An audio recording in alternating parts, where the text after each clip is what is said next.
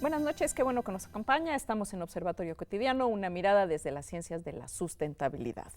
Y esta noche vamos a platicar del premio de la producción social del hábitat en América Latina. Y para ello me acompañan en el estudio Carlos Rojas, de Aldea Feliz. Carlos, muchísimas gracias por estar esta noche aquí con nosotros. Con gusto. Bea Bernay, de Urbamonde. ¿Así se dice? Sí, Urbamonde. Ok, perfecto. Está también con nosotros Pablo Caballero, él es el secretario general de la Federación Uruguaya de Cooperativa de Vivienda por Ayuda Mutua. Buenas Bienvenido. noches. Gracias. Gracias por estar con nosotros. Y también nos acompaña Jesús Álvarez Gutiérrez, del Grupo Cooperación Comunitaria, que es uno de los ganadores, ¿no? Del premio. Entonces, bueno, pues vamos a platicar qué es este premio, por qué hacemos este premio, qué se busca incentivar con este premio y quiénes son los organizadores y por qué se organizaron para dar este premio, ¿no? Entonces, bueno, pues sin más, ¿quién quiere empezar a contarnos qué es este premio? Bueno, el premio a la producción social del hábitat lo que intenta es visibilizar buenas prácticas justamente en la construcción social de un hábitat diferente. Cuando dices la construcción social, ¿a qué te estás refiriendo? Grupos de pobladores organizados que deciden caminar por otro rumbo, que no sea la construcción a través de empresas privadas, que no sea la construcción con fines de lucro, sino que sea la construcción para una vida mejor, para una nueva vida, a través de un proceso participativo, de procesos comunitarios y de procesos que, si bien el concepto de producción social es amplio, tienen una cuestión en común, que es el compromiso con un mundo diferente. Entonces el premio lo que implica es reconocer esos procesos en Latinoamérica y que van desde organizaciones que tienen su fuerte en la incidencia política para lograr políticas públicas de vivienda, como en procesos que tienen que ver con la solidaridad en la reconstrucción de situaciones de riesgo, con procesos que tienen que ver con el respeto a la naturaleza y la propuesta de construir en forma amigable con el medio ambiente. Y en ese marco es que, en conjunto con Urbamonde, FUCBAN y HIC, la Coalición Internacional del Hábitat, organizan en conjunto esta premiación. ¿Y quiénes van al premio? ¿Quiénes participan del concurso? Son proyectos, digamos, grupos de pobladores organizados, como dijo Pablo, que sí llevan a cabo este tipo de procesos constructivos, pero también sociales. ¿Y están organizados en alguna red o cómo se enteran de que está este concurso y cómo se organizan estos grupos de personas para hacer este tipo de proyectos?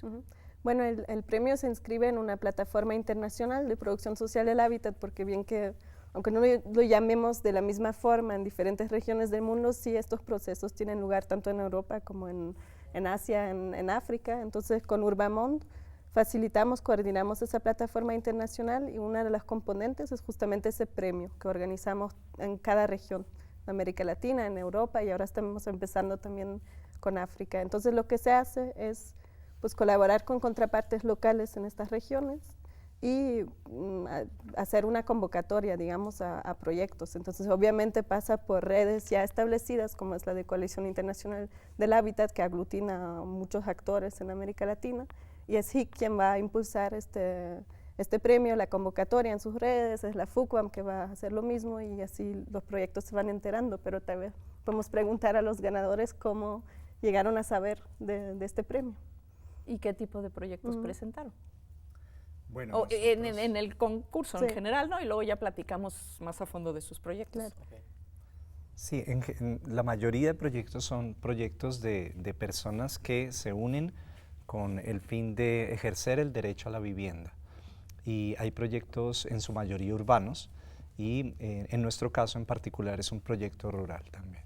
Ah, mira qué interesante. ¿Y en los proyectos urbanos son espacios de apropiación del territorio urbano? ¿Son zonas que ya existen construidas o son zonas que se construyen nuevas? Bueno, yo los casos que conocimos ahora en el premio, que justo ayuda a visibilizar estas situaciones, la mayoría es la escasez de tierra, ¿no? Desde el suelo urbano, entonces es una batalla fuerte En nuestro caso, como comenta Carlos, es una cuestión rural, es una cuestión de pertenencia de la tierra comunal o ejidal que es muy distinta a estos procesos, pero la mayoría de lo que yo vi en las cuestiones urbanas es una lucha pues, por el uso del suelo, ¿no? Para poder construir una vivienda digna.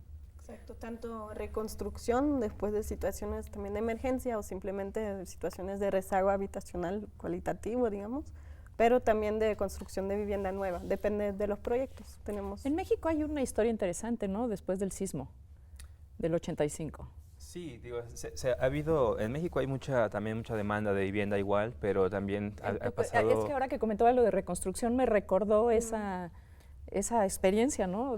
Sí, y hubo muchos casos también, hubo reconstrucción a partir de grandes inmobiliarias, ¿no? Pero siempre queda fuera estos procesos sociales en donde se involucra la comunidad, ellas toman las decisiones, entonces también esta es la gran diferencia de la producción social del hábitat, que se involucre, ¿no?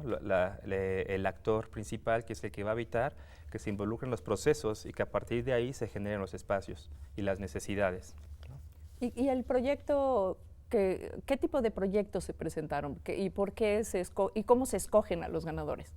¿Cómo funciona esa parte? ¿Quién es el jurado? ¿Cómo se estructura el premio?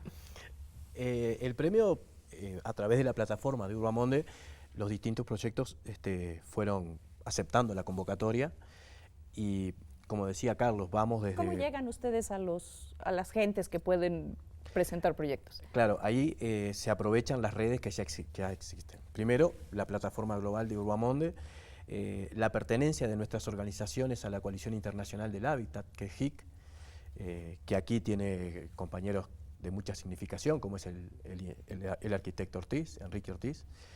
A partir de nuestra pertenencia a esos ámbitos, los proyectos se enteran del premio, había una plataforma para anotarse, y allí hubo un trabajo de un grupo bastante grande de compañeros, de FUBAN, de HIC y de Urbamonde, haciendo una preselección de 10 proyectos y entregándoselo... ¿Por país? No, en total. De en todos total, los que presentaron, la ¿Y primera cuántos etapa... se presentaron? Unos 30 y pocos. 33, 34. Sí. Ahí se hizo un primer trabajo de preselección, se llegaron a 10 proyectos finalistas y después se entregó a un jurado bastante calificado, que estaba el ingeniero Ortiz, el arquitecto Ortiz por la HIC, estaba Raquel Ronnick, que fue relatora de Naciones Unidas para la Vivienda, Alex Frediani, que es un especialista que trabaja en la Universidad de Londres, Gustavo Romero, que es de aquí de México, y yo, en representación de FUBAN. Y el trabajo allí fue tomando en cuenta las diferentes características de los proyectos. En términos generales, los 5 ganadores cumplían, primero, todos con la característica principal de la producción social del hábitat, que es la gente organizada buscando soluciones. Eso es fundamental. En México hay una tradición importante de autoconstrucción, ¿no? Sí. O de producción social de vivienda, ¿no? Sí, ahí ¿Cómo empatamos aquí con Pues esta ahí la gran tradición? diferencia es eso, ¿no? En México se puede hablar del 80% de las viviendas son autoconstruidas, pero sin un acompañamiento, acompañamiento técnico por un lado, sin un apoyo, marco legal por parte del Estado. Entonces, con esas carencias es donde se da una autoconstrucción, pero con todas estas carencias, ¿no? Entonces, tienes viviendas deficientes, ¿no? Por la falta de cuestiones técnicas y que cuando vienen desastres como sismos, que México está dentro de una zona altamente sísmica, pues vienen estas problemáticas que después se dan, ¿no? Entonces, repercuten en todas estas marcos legales donde se ausenta, ¿no? Incluso en México tuvimos, el gran desastre del sismo fue en zonas sociales de construcción del Estado, Sí, ¿no? sí, sí. Tlatelolco, por ejemplo, ¿no? Sí. Que fue una de las zonas más críticas. Sí. ¿Cómo se relaciona esta parte de lo social con la institucionalidad? O sea, ¿cuál es la relación que existe? Porque puede haber producción de vivienda social por parte del Estado y puede haber producción de vivienda social desde la sociedad, ¿no? Claro, lo que buscan estos premios justamente es visibilizar casos que en algunos casos están apoyados por el Estado y en otros deberían estar apoyados por el Estado. Claramente, para lograr una política pública de vivienda se necesitan 3 cosas. Un marco legal que garantice que la gente se puede organizar para construir vivienda accesible y sustentable. Una política de suelo que permita que se construya y que se construya en lugares en donde después no van a ser víctimas de ningún desastre. Y la financiación, para que todas estas ideas que han sido premiadas, algunas de ellas ya lo son, se conviertan en definitiva en una política pública que permita que mucha gente acceda a una vivienda digna, que en Latinoamérica son millones los que no las tienen, necesita un financiamiento del Estado. Claro. Entonces, los premios lo que tratan es de encontrar proyectos, encontrar organizaciones que están haciendo cosas bien, mostrarlas, y para que en cada país se visibilicen y digan, bueno, ahora en Colombia las ecoaldeas son una experiencia que el gobierno colombiano tendría que observar y decir, bueno, hay que apoyar a esta gente porque ha logrado algo sustentable, accesible, amigable con la naturaleza, y deberían tener las facilidades y las condiciones necesarias para que se convirtiera en política pública. Lo mismo se hizo con el caso de Montañas de Guerrero, por la participación de la gente, por la utilización de materiales de la zona, que eso es importante. La construcción social del hábitat lo que implica es la utilización de los materiales que en la zona hay y que posibilitan que la vivienda pueda ser mantenida con materiales de la zona, que no tenga que hacer un gran traslado la persona en caso de tener que refaccionar. Que tiene que ver, lo vamos a ver en la segunda parte de este programa, con el tema de la sustentabilidad, ¿no? O sea, vamos a entrarle a esta parte de socialmente responsable y sustentablemente, digo, y en términos de sustentabilidad también responsable, y cómo eso tiene sus especificidades y sus particularidades en los diferentes países que participan en el concurso, y cómo es importante pues que sea de abajo para arriba, ¿no? Que la gente construye su espacio conociendo su entorno, sus necesidades y sus requerimientos presentes y futuros. Vamos a hacer un brevísimo corte, usted ya lo sabe, no se vaya, regresamos enseguida.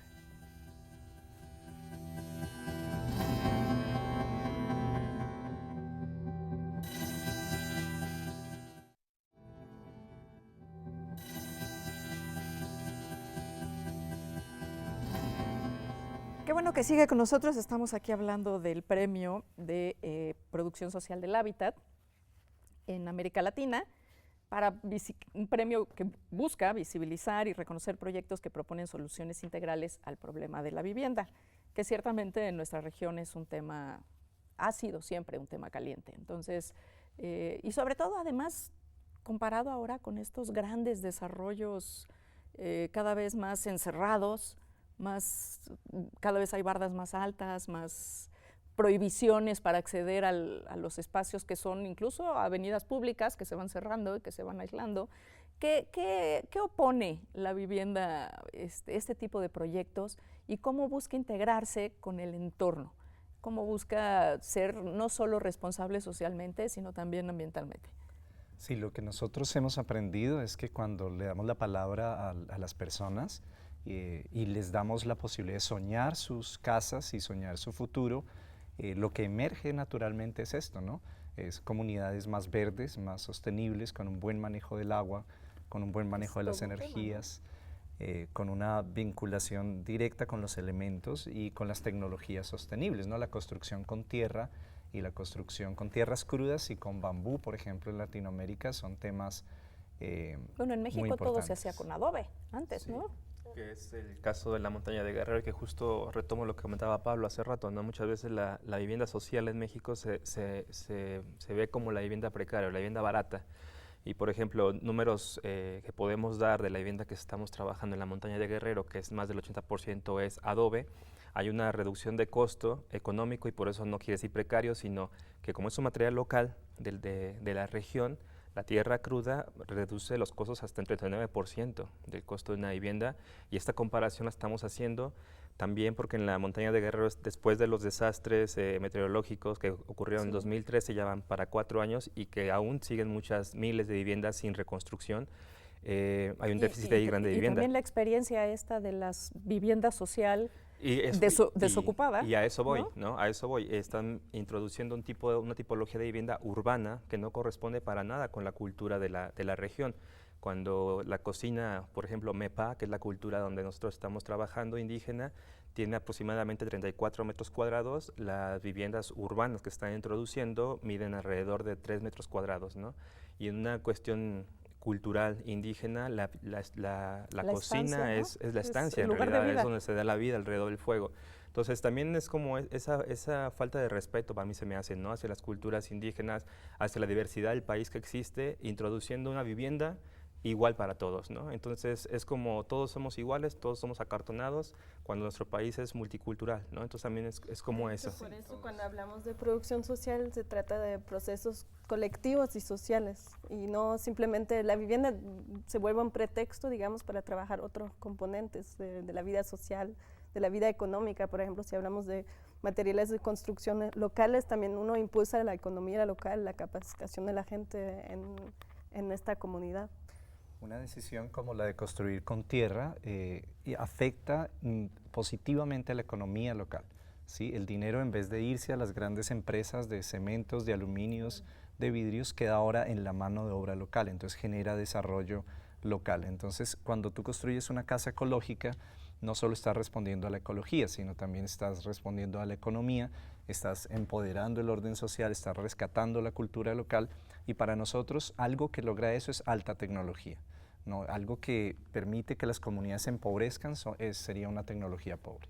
Pero además incluso este tipo de construcciones entiende el contexto en el que está, el clima, ¿no? Que es importantísimo en el tema que es uno de los grandes problemas de estas casas que se han hecho igual en Hidalgo, en las zonas frías, que en las zonas de tierra caliente, ¿no?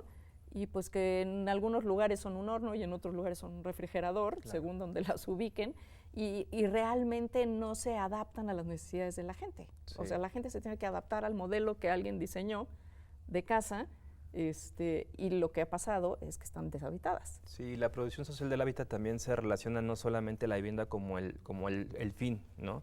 Sino la vivienda es un punto, pero el hábitat es todo lo que nos rodea, es decir, las culturas indígenas tienen todo su hábitat de ríos, ¿no? De bienes comunes donde reproducen su vida. Entonces muchas veces se entiende la producción social como la vivienda, ¿no? Y no, va más allá al tejido de redes, ¿no? Sociales, y para fortalecer las comunidades y en este caso también las comunidades rurales o urbanas, ¿no? Cuando decimos hábitat, y esa palabra por eso surge aquí todo el tiempo, estamos diciendo la casa, estamos diciendo las plantas, estamos diciendo la biodiversidad, ¿Cómo lo entendemos los biólogos? los animales, el agua y las relaciones invisibles, que son las relaciones sociales, las relaciones también de los seres humanos con esas entidades naturales, y todo ese diálogo que se genera allí es el hábitat, y hasta el punto en que en nuestro ejemplo de las ecoaldeas la casa se vuelve la habitación, pero no es la casa es la aldea completa. Entonces, en ese sentido exploramos cosas como tener una lavandería comunitaria, un comedor comunitario, un parqueadero común, y una propiedad colectiva de la tierra, además que creo que es un común denominador, ¿no? En nuestros proyectos. Eso me parece Lo cual se puede también transponer, digamos, en el contexto urbano, en donde obviamente hay otro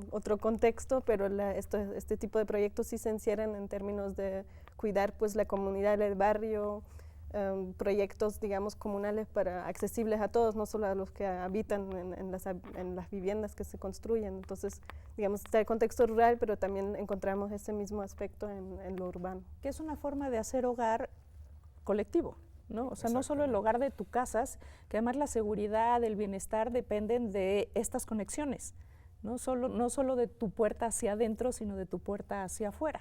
Incluso eso crea otra ciudadanía. Exacto.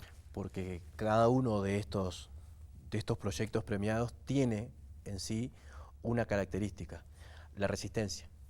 La resistencia de la gente querer vivir donde quiere vivir y no donde el mercado los obliga a vivir.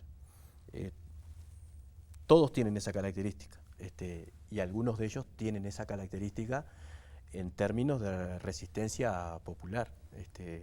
Los casos, por ejemplo, el caso de Los Pinos, de Ecuador, es una toma de tierra de 300 familias que reivindican su derecho al suelo a través de una toma de tierra, pero no una toma de tierra para el loteo y la venta, para el lucro, sino una toma de tierra para construir su vivienda de manera colectiva. El caso premiado de Paraguay, que es una conjunción de organizaciones sociales que se llama Cobañados. Son organizaciones sociales que están resistiendo el desalojo forzoso que el gobierno de Cartes pretende hacer para entregar la zona costera del río Paraguay a las grandes inmobiliarias. Entonces, en cada uno de estos proyectos premiados hay un componente de organización social, de participación horizontal, de creación de nueva ciudadanía, pero resistiendo las reglas del mercado. Y el mercado solamente persigue un lucro y la vida de la gente queda en segundo plano. Y en el tema inmobiliario es uno de los más avasalladores, ¿no? No solo diseñan casas, sino que diseñan ciudad o desdiseñan ciudad, ¿no? Y vivimos las consecuencias de esta deconstrucción de la ciudad, donde los empleos están en un lugar, los trabajos, las casas en otro, la recreación en otro lugar. La lógica del mercado es esa. Todos nosotros participamos como miembros de HIC en el foro Hábitat 3. No participamos en el foro de los gobiernos, participamos en el foro de las organizaciones sociales, y nuestra visión es justamente esa: ¿qué ciudad vamos a construir de aquí a 20 años? Uno de los debates que nosotros teníamos el último fin de semana era: ¿las organizaciones sociales de base debaten sobre el derecho a la ciudad? Y sí, debaten, tal vez no en esa conceptualización, tal vez no con esas palabras, pero cuando los pobladores deciden dónde quieren vivir y cómo quieren vivir, están debatiendo sobre el derecho a la ciudad. Y se contrapone la visión de todas estas organizaciones con la visión de mercado. Y el mercado pretende hacer cajas de zapatos, palomares, donde amontonar a los pobres lejos de las vías públicas para que los turistas no los vean. Automotor, ¿no? Si puede ser privado, mejor, ¿no? Entonces van desarticulando la ciudad y bueno, estos grandes desarrollos que se han hecho alrededor de la Ciudad de México, muchos de ellos vacíos y otros en las zonas, incluso en La Pintada, ¿no? Sí, en el caso de La Guerrero, Pintada, ¿no? cuando se hizo la reconstrucción, que están vacíos. Sí, porque pues la gente son ajenos a... no puede habitar ahí. Entonces, ¿no? si no se involucra, nosotros trabajamos algo que es el sueño, ¿no? Es trabajar el sueño que realmente soñamos. Entonces, una forma de hacer resistencia es no resistirnos a nuestros propios ideales y a buscar lo que realmente queremos. Y en ese liberar nuestro potencial creativo, ahí está la sabiduría de cómo se puede construir el hábitat. Es decir, no tiene que venir de arriba de un experto, sino la gente ya la tiene, ¿no? Sí, y claro, nadie sabe, bueno, a lo mejor el experto te dice, para eso se estudia, ¿no? Cómo se pone para que no se caiga, aunque también hay esa sabiduría en los pueblos ancestral, pero nadie sabe mejor que uno cómo quiere vivir en su casa, ¿no? Queremos un buen vivir, y sabemos por estudios que se han hecho sobre felicidad y buen vivir que el 70% de las causas que hacen a las personas felices son las relaciones humanas. Entonces, imagínense usted, deberíamos dedicarle el 70% del tiempo a construir sanas relaciones humanas, y eso es lo que hacen estas comunidades, ¿no? Es toda una construcción social invisible que, si se olvida, pues pasa esto, pasa que las casas quedan abandonadas porque no se vio esta dimensión. Y más allá de esto, la producción social del hábitat también ha demostrado que hay pues respuestas a las necesidades de la gente de clases populares, digamos, porque también estamos hablando tanto de cómo queremos vivir y dónde, pero también todos necesitamos vivir en algún lugar. Y cuando hablamos de Cobañados, por ejemplo, donde se enfrentan a una situación de expulsión forzada muy brutal, digamos, ahí sí ya estamos hablando de un nivel de derecho a pertenecer, a tener acceso a una vivienda adecuada. Y en tus territorios. Exacto, ¿no? y lo que buscamos impulsar con el premio es justamente también alianzas y políticas públicas, demostrar que sí existen esas alianzas, digamos, entre grupos de pobladores y el gobierno, las autoridades públicas, y que sí se pueden dar resultados muy interesantes cuando los dos colaboran. Es una Además, parte no solo eso, ¿no? Además se ha hecho transfronterizo, ¿no? Esta idea de que sea latinoamericano el premio. Exacto. También permite comunicar experiencias de otros países, de otras latitudes. Sí, porque al final de las cuentas, ¿no? Las problemáticas a las que se enfrentan esos grupos son bastante similares. Pablo lo ha dicho: acceso a la tierra, acceso a asistencia técnica, acceso a ese tipo de cosas, financiamiento que necesitas para impulsar un proyecto. Incluso a los mismos recursos, ¿no? Por ejemplo, el Exacto. agua, la energía, sí. El manejo de los residuos. Sí, porque no es derecho a cualquier suelo, es derecho a suelo con condiciones para que la gente pueda vivir allí. Entonces, insisto, la visibilización de los premios es esto, es incluso, voy más allá, comprometer a los gobiernos a que respondan por qué no se apoya a estas organizaciones que han demostrado una forma de hacer hábitat sustentable y buena, y que se logra, porque ninguno de ellos estamos hablando de cosas que uno no pueda ir y tocar. La ecoaldea está hecha, Guerrero está construido. Entonces, son cosas que la gente organizadamente ha hecho, y el premio lo que intenta es cuestionar a los gobiernos por qué no hay apoyo estatal para esas cuestiones. Así es. Bueno, pues el tiempo se nos ha acabado. Yo, Carlos, Bea, Pablo, Jesús, muchísimas gracias por estar aquí con nosotros. Digamos que empezamos a abrir boca con esta charla. Yo creo que hay mucho que platicar sobre este tema, ¿no? La producción social del hábitat, la producción social de la vivienda en México, en América Latina y en otras latitudes del mundo. Usted, que nos hizo el favor de acompañarnos, a los colegas de TV UNAM que hacen posible esta emisión, pues le agradecemos mucho haber estado con nosotros en Observatorio Cotidiano, una mirada desde las ciencias de la sustentabilidad. Buenas noches.